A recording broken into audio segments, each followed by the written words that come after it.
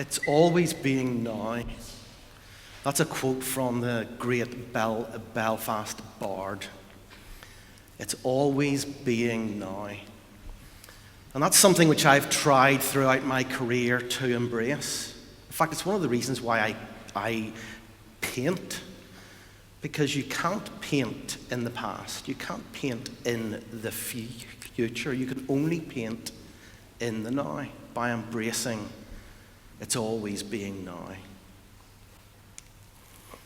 This is my desk that I mix paint on. This is it whenever it's clean.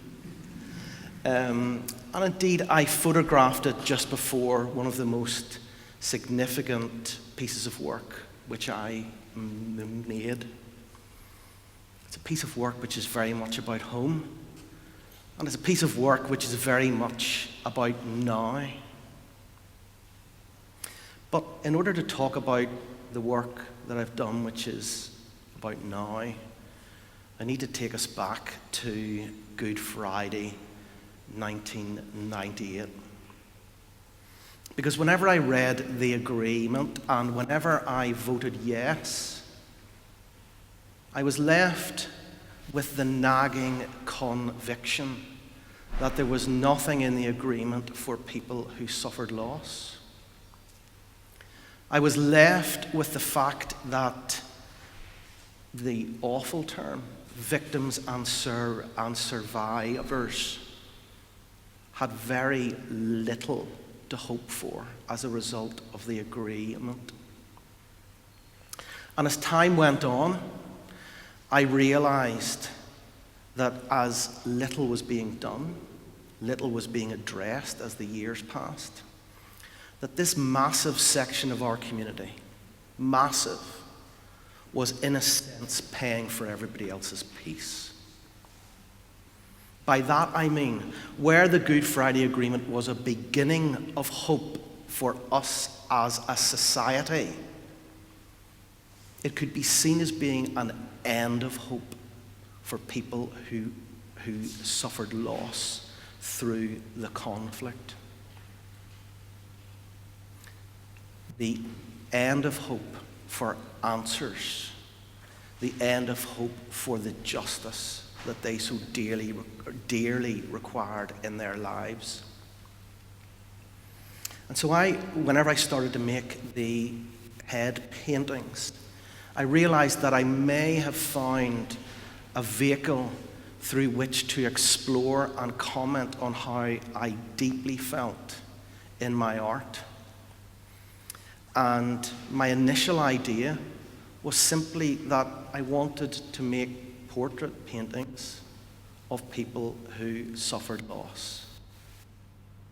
I wanted to afford the gravitas that was given to people of world significance.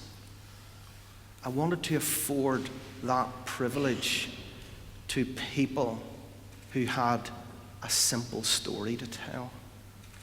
And that was important to me was that story hadn't yet been told. And I went to Wave Trauma at the start, who do phenomenal work. And I said to them, look, is this a patronizing idea? Is it an unhelpful idea? And the answer to both those questions was no. And in fact, they offered to help me, to introduce me to people I might want to paint. And as a result, the exhibition was born, the idea was born. I called it Silent Testimony, and it was first shown in the Ulster Museum in 2015. It changed my life. And what I want in some ways to try and convey today is how it changed my life and to express the things which I learnt. Not through making the paintings, not through standing up and talking, not through traveling the world talking about the stories, but with meeting on a one-to-one with people who suffered loss.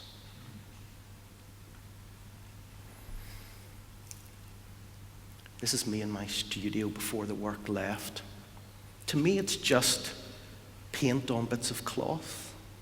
That's all it is. I need to be unprecious about the work before it leaves. Whenever I posted this image, I had more comments asking where I got my boots than about the paintings. So I didn't use it that much from then on. Yeah, the shop sold out of those boots quite a few times. This is typically how I start. I meet with someone for 2 to 3 hours in their home or in my studio, and we just talk. There's no particular thing that I encourage us to talk about, but inevitably, with the silent testimony work, it always ended up coming round to talking about the person's story. Firstly, because I was there because of it, and secondly, because nobody had been interested to hear that story, either ever before or for many years. This is very typical of the sort of drawing that I would make on the way to making a large-scale painting. This is a man called Paul Riley, and I travelled to his home, and I met he and his wife. We sat down and we had a cup of tea, and we talked about Joanne, who had been tragically killed in a bomb attack when she was 21 years old. Paul brought me up to Joanne's bedroom, and the sitting took place there. Largely because I was looking for somewhere that the light might be good, but he said, "Come on up." The room is exactly as it was whenever Joanne left it for the last time. The clock on the wall, the pink girl's clock on the wall, is stopped at 2 minutes to 10, which is when the bomb went off. Paul heard the bomb go off and said it just sounded like a door closing. How true that was on so many counts. And on the way home, as I was traveling home, I realized for the first time what I'd got myself into. Because this was traumatic for me. And I was to pour the energy of the trauma that I felt back into the work. And that is what I hoped that the power of the work would hold. That way beyond the cloth with the paint put onto it, there would be something trapped in that paint that spoke of the spirit of the person who I was painting. And I also realized a key thing that I still hold on to as well. And that is that we as a society go searching for answers to our past without ever quite getting close. Certainly from a political point of view, without getting close. And what I realized, that was the only thing that we can do to allow people like Paul and people who suffered loss in this place to move on, horrible term again, but to move on is to bring that person's loved one back. And of course we can't do that. But what it taught me is that everything else falls short. Everything that we can possibly do falls short of that. And we need to realize when we're dealing with our past that we cannot appease and we cannot do for people who suffered loss what they dearly need. And everything we do will fall short. This is Virtue Dixon. Virtue lost her daughter Ruth on her 24th birthday. Ruth had been wanting to go out with her friends, and Virtue said, sure, go on out, and they were heading out to a pub called the Durroppen Well. And the band, this is what Virtue told me, by the way. This is all the anecdote that I heard. The band were playing Happy Birthday for her, and she was up on the dance floor having a good time, and a bomb went off, the roof collapsed, and she was dead. This is what these people are daily carrying in this place, and tens of thousands of them here. And we wonder what we can do for them. This is Thomas O'Brien. Thomas O'Brien was inconsolable with tears with me 40 years after the event which resulted in his brother's death, his sister-in-law's death, and his two young nieces' deaths.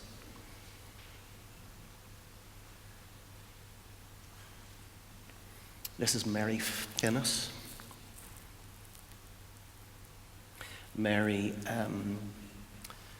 told me about, in graphic detail, I have to say, the death of her son. These are things that we got sanitized sound bites at the time. The news clips which made the lunchtime news often didn't make the evening news. And we got sanitized sound bites. Somebody was caught in a bomb attack. Somebody was shot dead. But you don't realize what the graphic horror of that actually is, and what it actually means. One of the key things that I learnt through making the painting of Mary was that through a simple act of acknowledging that she exists, it can open the way for healing within families who suffered loss. Many families, because of the horror of a loved one being torn away from them, never were able to even come close to talking about the loss or dealing with it in any way. And through the fact that I was putting paint on a bit of cloth that happened to look like Mary, the family started to talk about the loss. 25, 30 years before that, healing was begun through simply acknowledging that this person existed in our midst. This is Walter Simons. Walter lost his son. His son was one of the disappeared. He spent years doing nothing but searching for his son. He was sent from pillar to post with lies about where his son had been seen, trying to find him, until a Celtic cross on a chain was handed to him in a Garda police station, saying, "Is this your son's? Or does this mean anything to you?" And of course it did. Walter and his wife sadly passed away within the last year. Neither of them ever able to come to terms with their loss. Flo O'Riordan, her 13-year-old son, was shot dead in 1972. Again, she was expressing the ongoing pain of what that means to her. And we are told as a society that we need to move on. Not until we deal with this. I chose to put words with each piece. I'm not a fan of words beside art. But I decided I need to, out of respect for the people who sat for me, tell something of the story. But what I did was I simplified the words and simplified them as I went along. The first thing I did was I took the adjectives away. Nobody was tragically bereaved or brutally killed. It was just that they were killed. I let the paintings be the adjective and the adverbs. The other key thing that I did that I had no idea of the impact of was to take the words Protestant and Catholic out. That meant that whenever people came to the exhibition and saw it, that they were looking at raw human loss. Of course, because of where we grew up and in our communities, there was a difference between Catholic loss and Protestant loss and Catholic loss. But people were forced to look at human loss. And few people said to me on coming out of the exhibition, why did I even need to know who the Protestant and Catholics were? Because they went around trying to look for clues in the person's name, where they were from. Why did I even need to know that? And indeed it's true. Please don't make a mistake that I am dragging us back to the past. I'm not. This is about right now. It's always being now. These people are in our midst right now. And what I've learnt, the key that I've really learnt, is that the past, for people who've suffered loss, is there now. Although something happened 40 years ago, whatever it is, they are living that right now in our midst. The other key thing that I want to leave us with is that the beginning, the middle, and the end of dealing with our past, present, and future is compassion. The beginning, middle, and end of dealing with our past, present, and future is compassion. Not compassion down the road, not compassion in the past, compassion right now. It's always being now. Thank you.